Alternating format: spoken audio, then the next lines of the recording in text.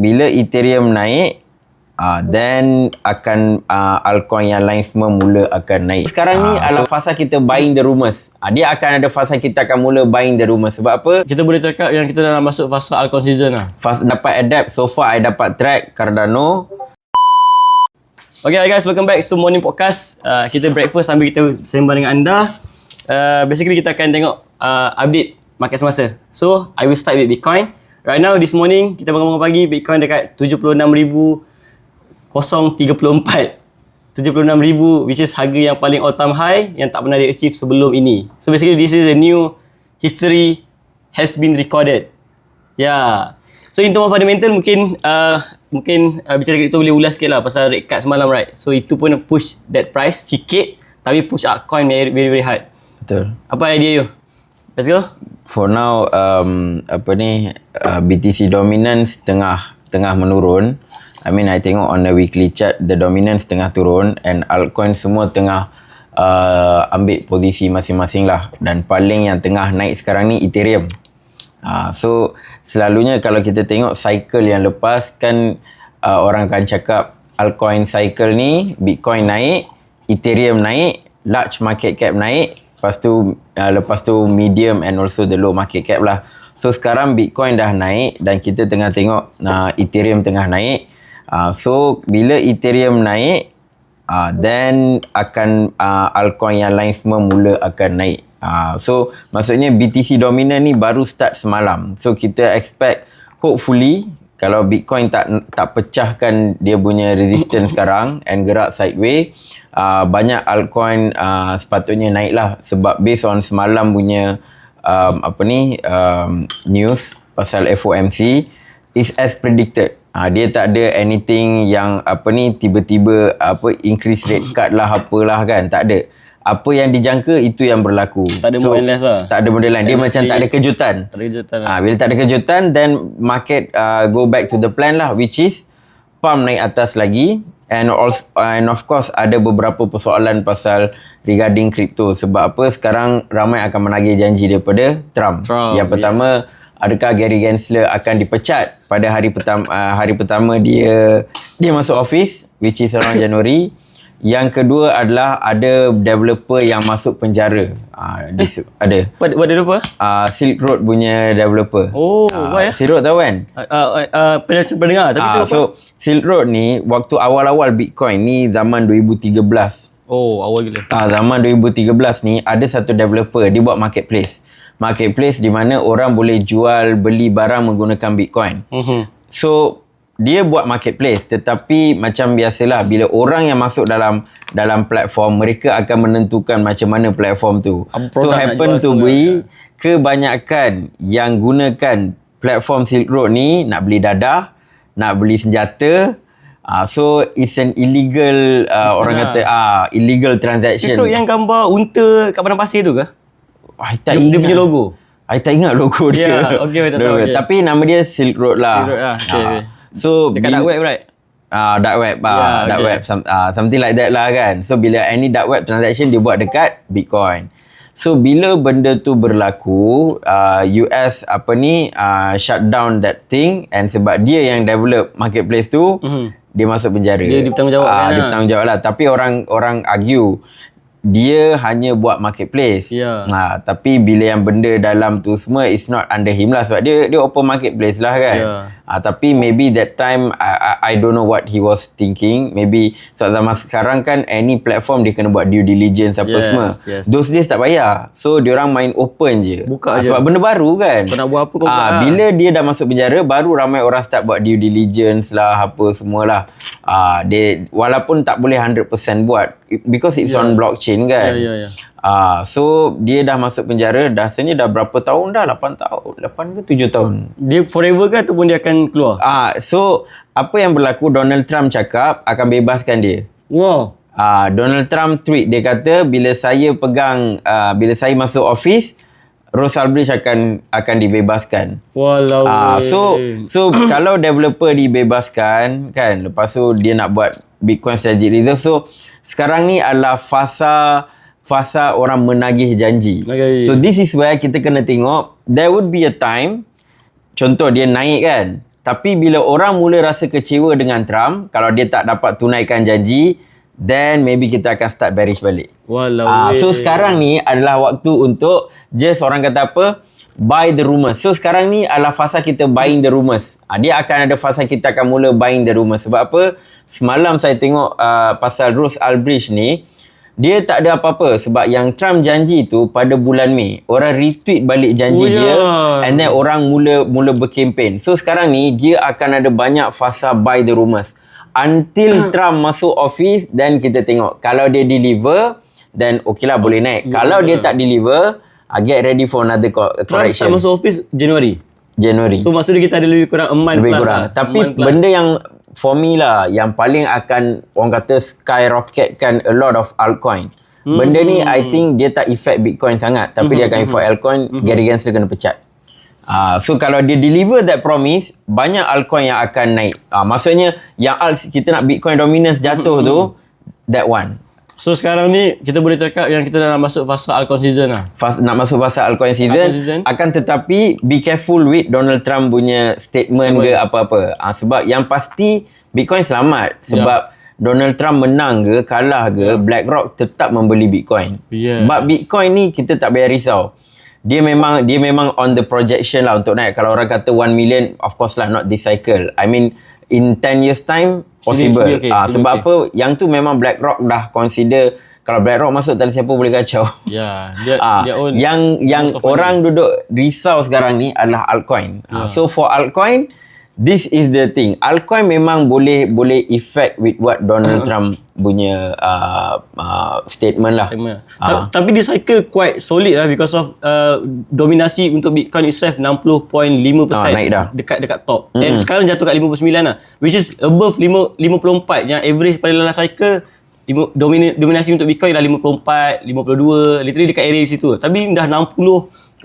Literally orang all in Bitcoin and macam tak pandang langsung altcoin. Adakah you rasa dia dominasi ni akan turun bawah 50 balik dan altcoin season? I'm not so sure sebab kalau kita tengok cycle yang lepas, actually dia range dari 70 ke 57.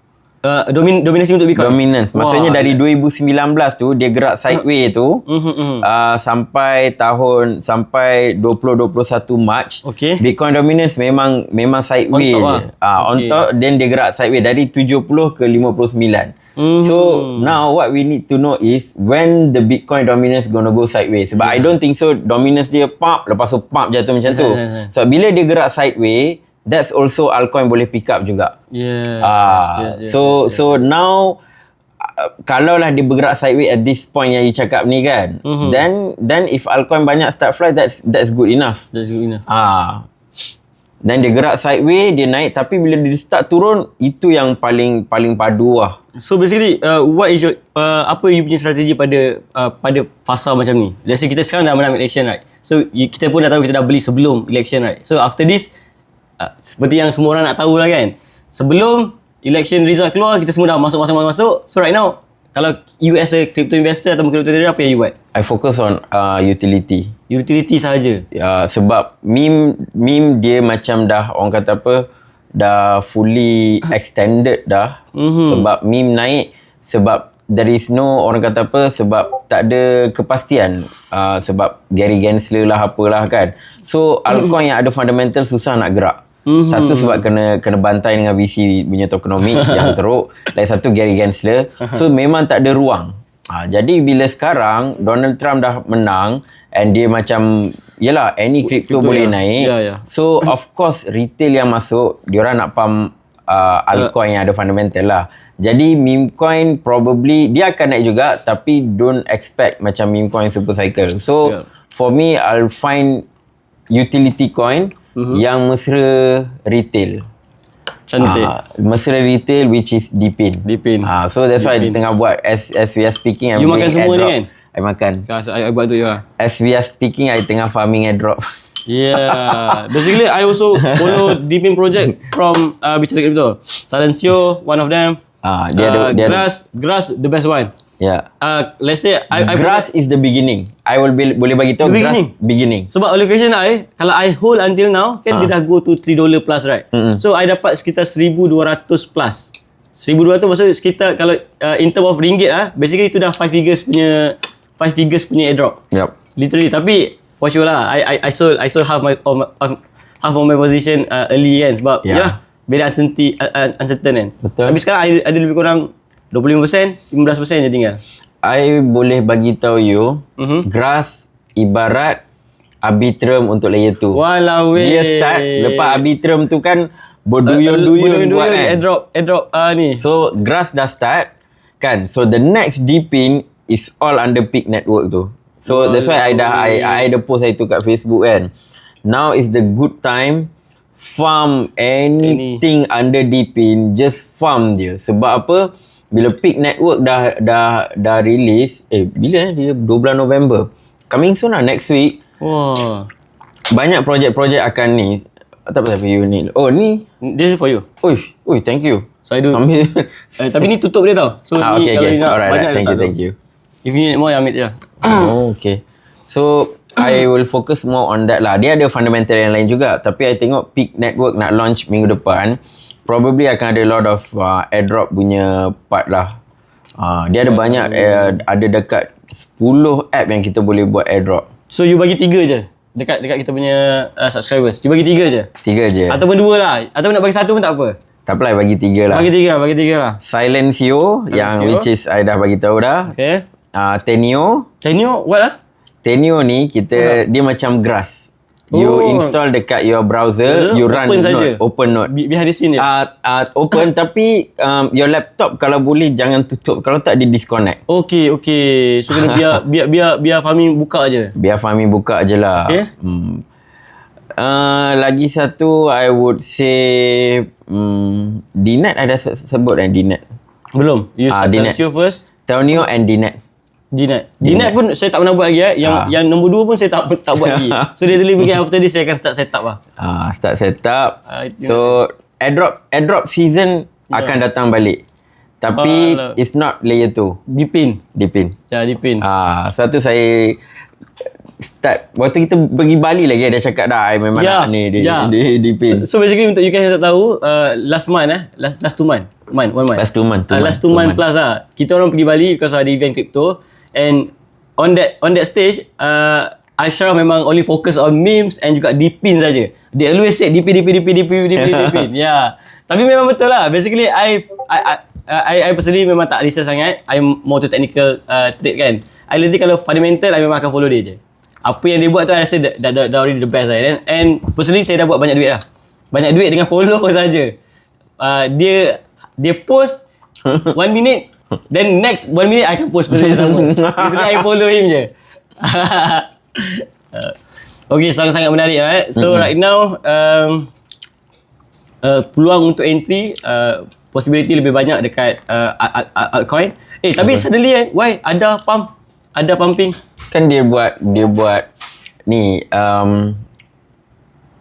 Cardano.